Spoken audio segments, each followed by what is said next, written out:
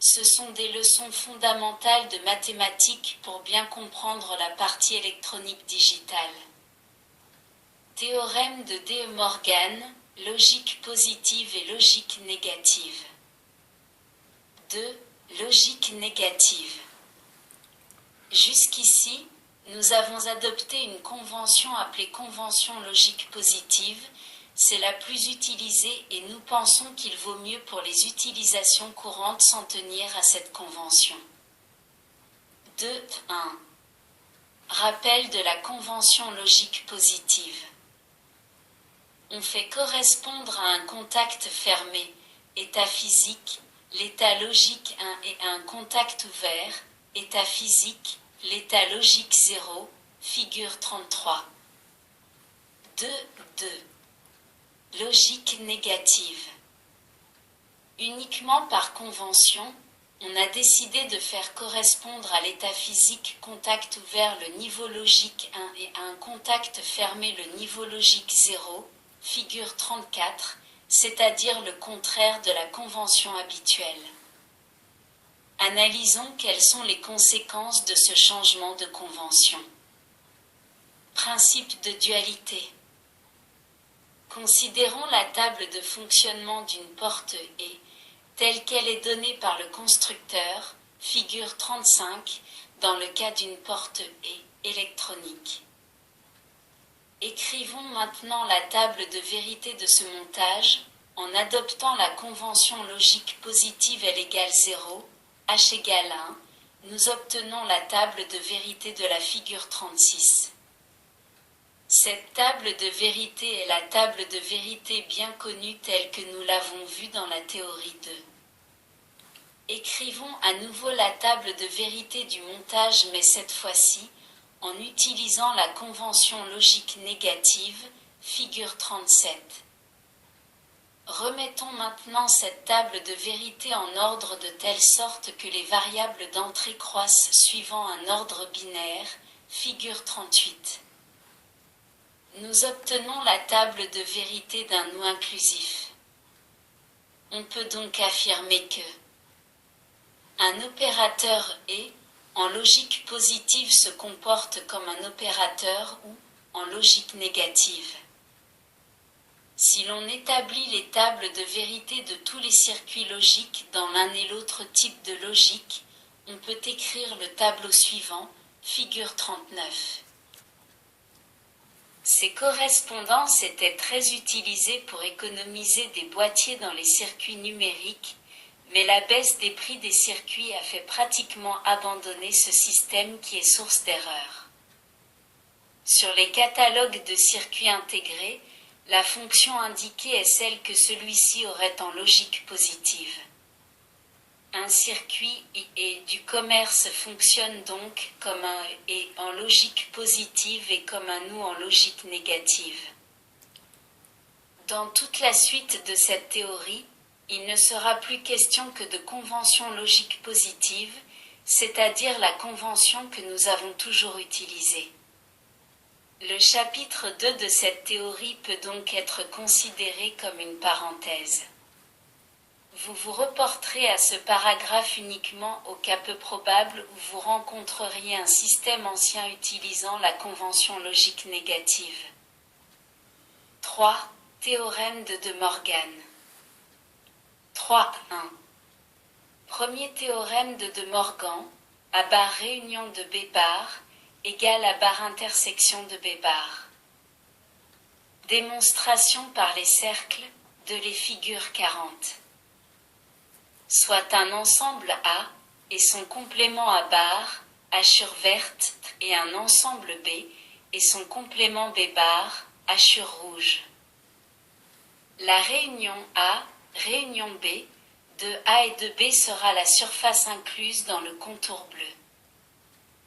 Le complément de A, réunion B, par rapport à R, sera la surface doublement hachurée soit à barre réunion B bar. Cette surface étant doublement hachurée, il va de soi que c'est bien l'intersection des compléments de A et de B soit, à barre intersection B bar. On peut donc bien dire que A bar réunion B bar égale A bar intersection B bar. Nous pouvons donc dire en algèbre de Boole que A bar ou B bar égale A bar et B bar. L'inverse d'une somme logique de deux variables est égale au produit logique des inverses de ces deux variables. 3.2. Deuxième théorème de De Morgan, A bar intersection B bar égale A bar union B bar. Démonstration par les cercles de Lie, figure 41. Soit un ensemble A et son complément A bar, hachure verte, et un ensemble B et son complément B bar, hachure rouge. L'intersection de A et B, à intersection B sera la surface incluse dans le contour bleu. Le complément de A bar intersection B bar sera la partie hachurée en noir. Nous voyons par ailleurs que cette même surface hachurée en noir est l'union de A bar et B bar soit A bar union B bar. En effet, cette zone hachurée noire recouvre toutes les hachures vertes A bar et toutes les hachures rouges B bar. En algèbre de Boole, nous pouvons donc écrire A complémenté et B complémenté égale A complémenté ou B complémenté. L'inverse du produit logique de deux variables est égal à la somme des inverses des deux variables. 3.3. Retour sur les fonctions NAN et NOR. 3.3. 1. Opérateur NAN. Dans le chapitre précédent, nous avons vu pour l'opérateur NAN, dont l'équation était S égale A bar et B bar, le circuit électrique suivant, figure 42. Nous pouvons maintenant, grâce au théorème de De Morgan, simplifier ce circuit. En effet, S égale A bar et B bar, égale A bar ou B bar. Il suffit donc de mettre deux contacts au repos en parallèle pour obtenir le même résultat que précédemment, ce qui est très intéressant, figure 43. Vérifions le fonctionnement de ce circuit, figure 44, en étudiant les quatre possibilités de combinaison de A et B. Reportons les résultats obtenus dans un tableau de Carnot, figure 45. Nous retrouvons bien le tableau de Carnot d'un circuit NAN, figure 43. Nous voyons au passage que le tableau de Carnot donne lui aussi S égale A bar ou B bar et que grâce à lui, on obtient bien la solution la plus simple. 3.3. 2. Opérateur NOR. Dans le chapitre précédent, nous avons vu l'opérateur NOR dont l'équation était S égale A bar ou B bar. Compte tenu du théorème de De Morgan, nous pouvons écrire S égale A bar ou B bar, égale A bar et B bar. D'où le schéma de la figure 46.